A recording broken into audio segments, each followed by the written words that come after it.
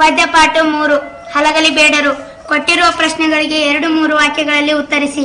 ಪ್ರಶ್ನೆ 1. ಹಲಗಲಿಯ ಬೇಡರು ದಂಗೆ ಏಳಲು ಕಾರಣವೇನು? ಕ್ರಿಸ್ತ ಶಕ 1857ರ ಪ್ರಥಮ ಸ್ವಾತಂತ್ರ್ಯ ಸಂಗ್ರಾಮದ ನಂತರ ಬ್ರಿಟಿಷ್ ಸರ್ಕಾರದ ಅನುಮತಿ ಇಲ್ಲದೆ ಭಾರತೀಯರು ಶಸ್ತ್ರಾಸ್ತ್ರಗಳನ್ನು ಹೊಂದುವಂತಿಲ್ಲ ಮತ್ತು ತಮ್ಮಲ್ಲಿರುವ ಆಯುಧಗಳನ್ನು ಸರ್ಕಾರಕ್ಕೆ ಒಪ್ಪಿಸಬೇಕು ಎಂಬ ಆದೇಶವನ್ನು ನೀಡಿತು. ಈ ಆದೇಶವನ್ನು ವಿರೋಧಿಸಿ ಹಲಗಲಿಯ ಬೇಡರು ಪೂಜೇರಿ ಹನುಮ, ಬ್ಯಾಡರ ಬಾಲ, ಜಡಗ, ರಾಮ ಮೊದಲಾದ ವೀರರ ನಾಯಕತ್ವದಲ್ಲಿ ಸಭೆ ಸೇರಿ ತಮ್ಮ ಬದುಕಿನ ಆಧಾರವಾದ ಆಯುಧಗಳನ್ನು ಸರ್ಕಾರಕ್ಕೆ ಹಿಂದಿರುಗಿಸಲು ಒಪ್ಪಲಿಲ್ಲ.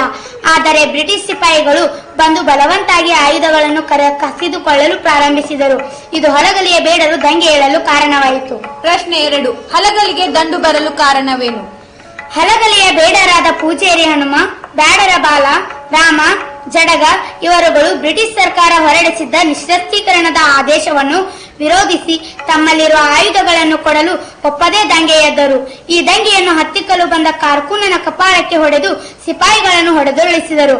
ಇದರಿಂದ ಕೋಪಗೊಂಡ ಕುಂಪನಿ ಸರ್ಕಾರದ ಅಧಿಕಾರಿಗಳು ಹಲಗಲಿಯ ಬೇಡರ ದಂಗೆಯನ್ನು ಬಗ್ಗು ಬಡಿಯಲು ದಂಡನ್ನು ಕರೆಯಿಸಿದರು. ಪ್ರಶ್ನೆ 3. ದಂಡು ಹಲಗಲಿಯ ಮೇಲೆ ಹೇಗೆ ದಾಳಿ ನಡೆಸಿತು?